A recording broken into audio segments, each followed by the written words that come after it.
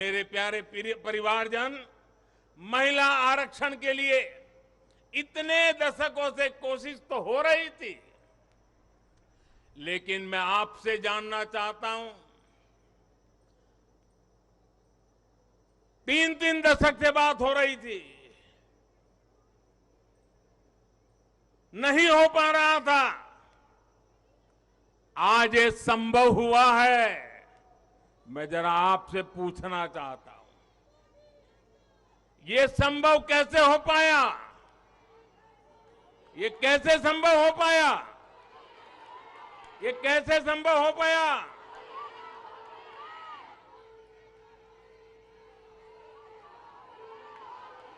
कैसे संभव हो पाया?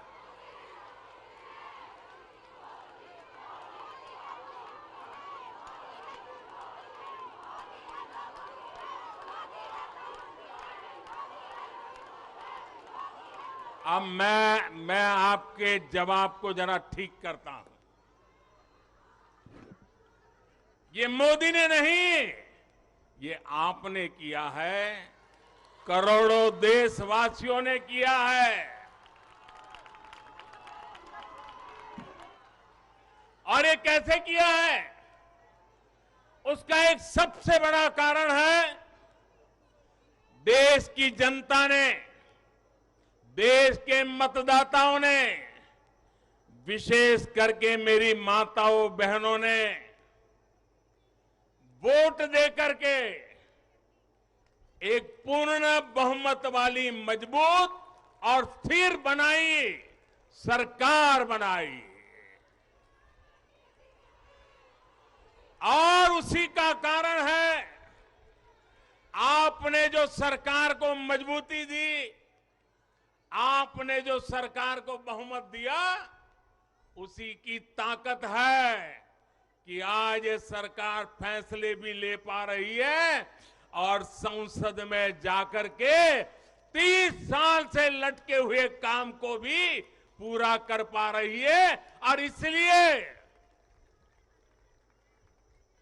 दोनों सदनों में इस प्रकार से पास होना इस बात का साक्षी है कि पूर्ण बहुमत वाली स्थिर सरकार होती है तो देश कैसे बड़े फैसले लेता है, कैसे पड़ावों को पार करता है।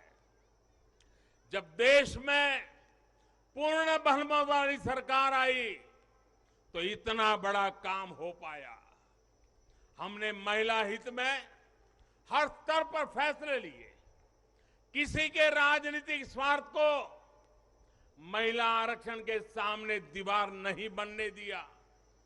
जबकि इससे पहले जब भी ये बिल संसद में आए, लीपापोती हुई, सिर्फ नाम दर्ज कराएगी, ये निष्ठापूर्वक कभी प्रयास नहीं हुआ और बवाल हुई, हंगामा हुआ, नारी का अपमान करने का भी प्रयास किया गया।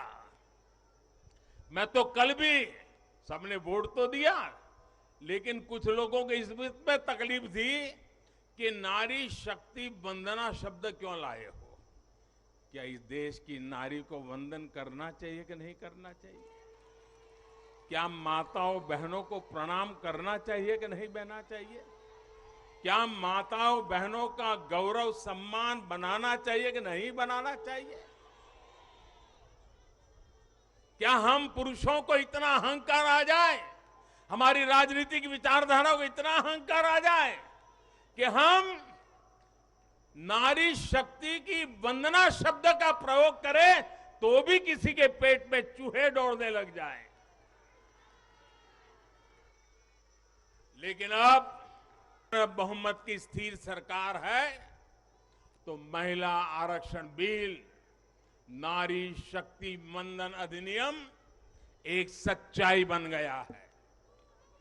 इस कानून ने फिर साबित किया है कि देश को आगे ले जाने के लिए, इस कानून ने सिद्ध कर दिया है, देश को आगे ले जाने के लिए पूर्ण बहुमत वाली सरकार, मजबूत सरकार, निर्णायक सरकार, ये बहुत ही आवश्यक है।